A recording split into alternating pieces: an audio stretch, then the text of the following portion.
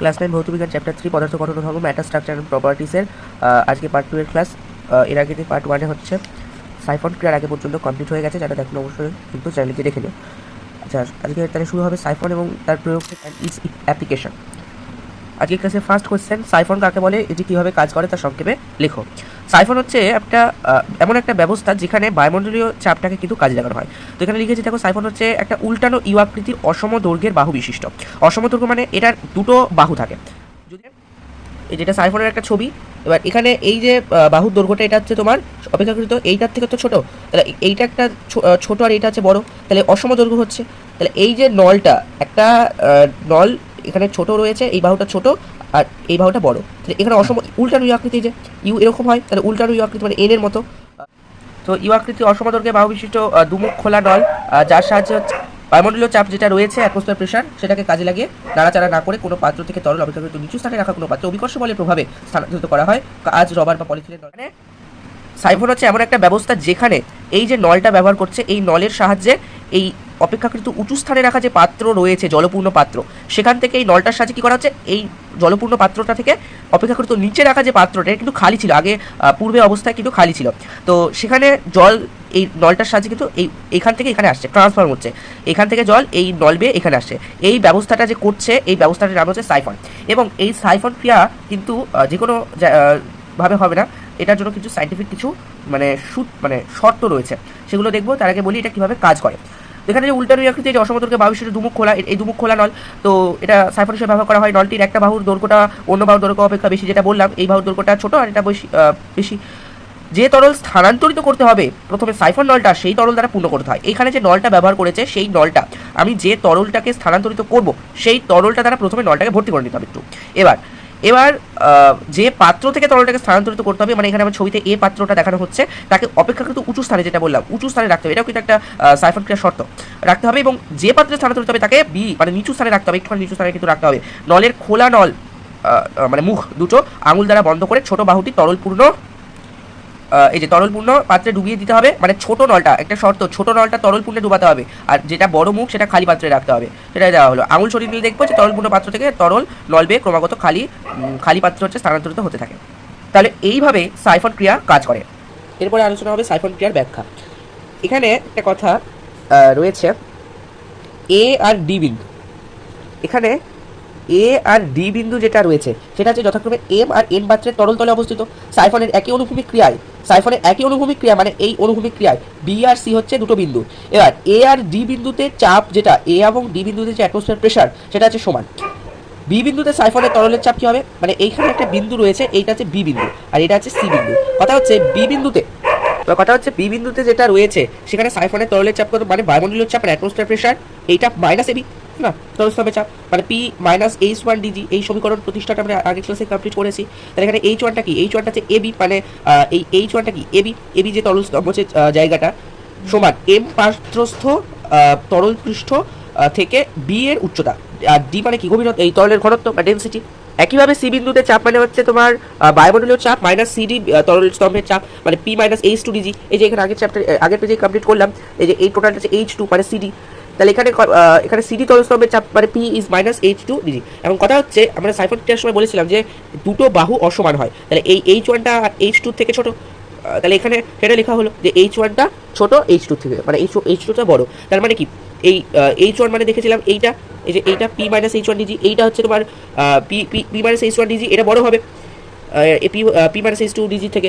এবার সি বিন্দুতে তাহলে বোঝা গেল এটুকু যে সি বিন্দুতে চাপ যেটা, সেই সি বিন্দুর চেয়ে বি বিন্দুতে চাপটা বেশি, মানে এখানে উচ্চচাপ এখানে নিম্নচাপ। এবার আমরা কি জানি, তরল হচ্ছে উচ্চচাপযুক্ত, মানে বায়ুর মতোই জল তরল সহ জলও কিন্তু এই উচ্চচাপ থেকে নিম্নচাপের দিকে যায়, তাহলে উঁচু থেকে নিচের দিকে আসে। তো সেটা এখানে ব্যাখ্যা করা হলো। তার জন্য আমরা এখানে দেখতে পাবো যে বি থেকে সি বিন্দুতে অর্থাৎ এম পাত্র, অর্থাৎ এই পাত্রটা থেকে এই পাত্রের দিকে পাত্রে কিন্তু তরলটা স্থানান্তরিত হবে। এরপরে যেটা গুরুত্বপূর্ণ প্রশ্ন, সাইফন ক্রিয়ার শর্ত। প্রথমে তো সাইফন ক্রিয়ার শর্ত হচ্ছে খুবই সহজ, যে তরলকে স্থানান্তরিত করতে হবে সবগুলো দেখো ডিসকাস করা হয়েছে। যে তরলকে স্থানান্তরিত করতে হবে সেই তরল দ্বারা নলটি প্রথমে পূর্ণ করতে হয়। এটা কাজ এই বর্ণনার যে মানে কিভাবে সাইফন ক্রিয়াটা ক্রিয়েট হয় সেটাতে আলোচনা করেছিলাম। যে পাত্র থেকে তরল স্থানান্তরিত করতে হবে, মানে এই যে আমি এই পাত্র থেকে এই পাত্রে স্থানান্তরিত করবো, তাহলে যে পাত্র থেকে স্থানান্তরিত করা মানে তরলটা স্থানান্তরিত করতে হবে তার তরল তল, মানে এই তরল তল মানে এই মুক্ত তল, এটা তরলের মুক্ত তল বা তরল তল বলা হয়। এই তরল তলটা কি হবে, তরল তলটা অপর যে পাত্রে স্থানান্তরিত করা হবে তার তরল তল থেকে উচ্চ থাকবে, সেটাই বলা হয়েছে। আবার নলের গায়ে কোনো ছিদ্র থাকলে চলবে না, এই যে নলের গায়ে কোনো ছিদ্র থাকলে হবে না। তারপরে সাইফন ক্রিয়া বায়ুমণ্ডলীয় চাপের জন্যই তো সাইফন ক্রিয়াতে নল বেয়ে তরলটা উপরে ওঠে। এটা আমি ডিসকাস করার সময় বলেছিলাম যে বায়ুমণ্ডলীয় চাপকে কাজে লাগে, তাহলে বায়ুমণ্ডলীয় চাপটা অবশ্যই প্রয়োজন, তাই বায়ুমণ্ডলীয় চাপটা অবশ্যই থাকতে হবে। তাই সাইফন ক্রিয়া অব্যাহত রাখতে বায়ুমণ্ডলীয় চাপটিকে অবশ্যই বজায় রাখতে হবে। আর যে তলকে স্থানান্তরিত করতে হবে সাইফনের ছোট বাহু, আমি হয়তো এখানে বলেছিলাম যে পাত্র থেকে স্থানান্তরিত হবে, মানে যে তরলকে স্থানান্তরিত করতে হবে সাইফনের ছোট বাহুটা উচ্চতা ওই তরলে দিয়ে তৈরি ব্যারোমিটারের তলে উচ্চতার চেয়ে কম। আচ্ছা, একটু অন্য দিয়েছে। আচ্ছা, সাইফন ক্রিয়ার ব্যবহারিক প্রয়োগ। প্রথমে সাইফনের সাহায্যে বড় ব্যারেলের মধ্যে রাখা কোনো পেট্রোল বা ডিজেলকে ছোট পাত্রে বা স্থানান্তরিত করা হয়। শৌচাগারে স্বয়ংক্রিয় ফ্ল্যাশে সাইফন ক্রিয়া ব্যবহৃত হয়। এবার কথা হচ্ছে চাঁদে সাইফন ক্রিয়া কি কাজ করবে না? চাঁদে সাইফন কাজ করে না, কারণটা হচ্ছে সাইফন ক্রিয়ার বায়ুমণ্ডলীয় চাপটা কিন্তু প্রয়োজন। এখানে আগে বলা হয়েছে বায়ুমণ্ডলীয় চাপকে কাজে লাগিয়ে, তার জন্য বায়ুমণ্ডলীয় চাপটা না থাকলে কিন্তু সাইফন ক্রিয়া সেখানে ব্যাহত হয়ে যাবে। তাই চাঁদে যেহেতু তোমার বায়ুমণ্ডলীয় চাপ বা অ্যাটমসফিয়ার প্রেশার নেই, সেই কারণেই চাঁদের ক্ষেত্রেও সাইফন ক্রিয়া কাজ করবে না। এরপর আরেকটা প্রশ্ন, সাইফনের দুটি বাহুর প্রস্থচ্ছেদের ক্ষেত্রফল সমান না হলেও কিন্তু সাইফন ক্রিয়া সম্ভব, এটা কেন? সাইন্টিফিক কোনো রিজন এর মধ্যে কিন্তু রয়েছে। প্রথমে সাইফনের দুটি বাহুর প্রস্থচ্ছেদের ক্ষেত্রফল সমান না হলেও সাইফন ক্রিয়া করবে, কারণটা কি? বায়ুমণ্ডলীয় চাপের উপর ডিপেন্ড করছে সাইফনের কার্যক্রিয়া, মানে সাইফন যে কার্যকরী কতটা হবে সেটা বায়ুমণ্ডলীয় চাপের উপর ডিপেন্ড করছে। এবার বাহুর প্রস্থচ্ছেদের উপর মানে বাহুর প্রস্থচ্ছেদের ক্ষেত্রফল বৃদ্ধি পাক বা না পাক, হ্রাস পাক বা না পাক, বায়ুমণ্ডলীয় চাপ তো কোনো ধ্রুবক থাকছে, মানে বায়ুমণ্ডলীয় চাপ তো অপরিবর্তিত থাকছে। তো সেক্ষেত্রে আমাদের সাইফন ক্রিয়াটা ওই মানে বাহুর প্রস্থচ্ছেদের ক্ষেত্রফলের উপর নির্ভর করবে না। নেক্সট টপিক, তরলের সমুচ্চশীলতা ধর্ম। অর্থাৎ এটা লিখতে হবে যে বিভিন্ন আকারের এবং বিভিন্ন আয়তনের কয়েকটা সংযুক্ত পাত্রের কোনো একটিতে তরল ঢাললে সবকটা পাত্রে কিন্তু আমি এখানে এইখানে এই যে বিভিন্ন আকারে পাত্র রয়েছে, তাই না? বিভিন্ন আকারে পাত্র রয়েছে। এবার আমি যদি শুধু এই দিক দিয়ে জলটা ঢালি, মানে এটা এই দিক দিয়ে যদি জলটা ঢালি, তাহলে জলের এই মুক্ত তলগুলো তথা তরল তল এইগুলো সবসময় একই উচ্চতায় থাকার চেষ্টা করে। তো তরলের এই বিশেষ বৈশিষ্ট্যকে তরলের সমুচ্চশীলতা ধর্ম বলে। বিশেষ বৈশিষ্ট্য কোনটা? সমুচ্চতা আসতে চাওয়ার প্রবণতা, এইটাকেই সমুচ্চশীলতা ধর্ম বলে। এবং এর যে ব্যবহারিক প্রয়োগ থেকে অনেক সময় প্রশ্ন থাকে। তো জলের সমুচ্চশীলতা ধর্মকে কাজে লাগিয়ে শহরে, অফিসে, তারপরে হাসপাতালে, স্কুল, কলেজ, কারখানা, বাসগৃহে হচ্ছে জল সরবরাহ করা হয়। নদীতে বাঁধ দিয়ে জল ধরে রেখে হচ্ছে ওই তোমার সেই জল দিয়ে জমিতে জলসেচ করা হয়। আর আরও একটা কথা, জলবিদ্যুৎ উৎপাদনের ক্ষেত্রেও কিন্তু এই ধর্মের উপর নির্ভরশীল জলবিদ্যুৎ উৎপাদন ব্যবস্থাটাও।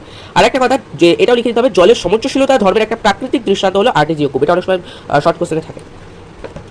এই যে জলের সমুচ্চশীলতা ধর্মের একটা প্রাকৃতিক দৃষ্টান্ত হলো আর্টেজিও কূপ। নেক্সট হচ্ছে আর্কিমিডিসের নীতি। আচ্ছা, প্রথমে প্লবতা জিনিসটা কি? আমরা যদি সাপোজ একটা ফুটবল রয়েছে, আচ্ছা, প্রথমে একটা ফুটবলকে আমি যদি জলের মধ্যে ডোবাই, তাহলে কি হবে? মনে হবে যে ফুটবলটা মানে নিচ থেকে কি একটা বল প্রয়োগ করছে, উপরের দিকে কি একটা ফোর্স কে দিচ্ছে। আমি যদি নিচের দিকে তরলের মধ্যে, কিন্তু তরল বা গ্যাস, স্থির প্রবাহিতে, অ্যাকচুয়াল কথা হচ্ছে তরল বা গ্যাস মানে স্থির প্রবাহিতে যদি কোনো একটা বস্তুকে আমি নিমজ্জিত করি, তাহলে দেখতে পাবো যে ওই সংশ্লিষ্ট তরল ওই বস্তুটার উপর একটা খাড়া ঊর্ধ্বাভিমুখে বল প্রয়োগ করে। এই যে বলটা, এটাকে প্লবতা বল। তার প্লবতার সংখ্যা কী হবে? স্থির প্রবাহিতে কোনো বস্তুকে আংশিক বা সম্পূর্ণ ডোবালে ওই তরল বা গ্যাস বস্তুর উপর একটা খাড়া ঊর্ধ্বমুখী বল প্রয়োগ করে, এই বলকে উক্ত প্রবাহী প্লবতা বলে। এবারে প্লবতার কিছু বৈশিষ্ট্য রয়েছে। ক্লাস 8-এ কমপ্লিট করেছে এটা, এই জায়গাটা। ক্লাস 8-এ বলচাপ অধ্যায় কিন্তু সব ডিসকাস করা হয়েছে, তবুও আরেকবার বলে দিচ্ছি, কুইক রিভিশন দিয়ে দিচ্ছি। প্লবতা বল সর্বদা কি হয়? বস্তুর ওজনের বিপরীতে, মানে বস্তুর ওজন যেদিকে তার বিপরীত দিকে, মানে খাড়া ঊর্ধ্বভিমুখে ক্রিয়া করে। আর বস্তুর ওজনের ক্ষেত্রে কি হয়? নিচের দিকে নিম্নাভিমুখে ক্রিয়া হয়। প্লবতার মান বস্তু দ্বারা অপসারিত তরলে ওজনের সমান। এটাই আর্কিমিডিসের নীতি কমপ্লিট করেছিলাম ক্লাস 8-এ। তরলে নিমজ্জিত বস্তুর আয়তনের উপর প্লবতার মান নির্ভর করে। তারপরে তার এখানে এইটুকু লিখলে হবে, এইটুকু লিখলেই হয়ে যাবে। তরলের ঘনত্বের বেশি হলে প্লবতার মানও বাড়ে। প্লবতার মান এখানেও এইটুকু বলতে হবে কারণের আগে পর্যন্ত। তারপরে পয়েন্ট, প্লবতার মান তরলের মধ্যে নিমজ্জিত বস্তুর নিমজ্জনের গভীরতার উপর নির্ভর করে না। মানে এখানে হয়তো এই ব্লকটাকে ডোবানো হয়েছে, এবার কতটা গভীরতায় রয়েছে সেটার উপর কিন্তু ডিপেন্ড করবে না, এটা কিন্তু মনে রাখতে। তাহলে প্লবতা কোন কোন বিষয়ের উপর নির্ভর করে? ওই বস্তু কর্তৃক অপসারিত তরলের ওজনের মানের উপর, ওই স্থানে অভিকর্ষ তরল। আরেকটা জিনিস হচ্ছে তরলটার ঘনত্ব। ক্লিয়ার হয়েছে? আজকের ক্লাসের লাস্ট টপিক আর্কিমিডিসের নীতি। বলছে কোনো বস্তুকে স্থির তরল বা গ্যাসীয় পদার্থ, মানে এগুলোকে প্রবাহী বলা হয়, আগের ক্লাসে জেনেছি।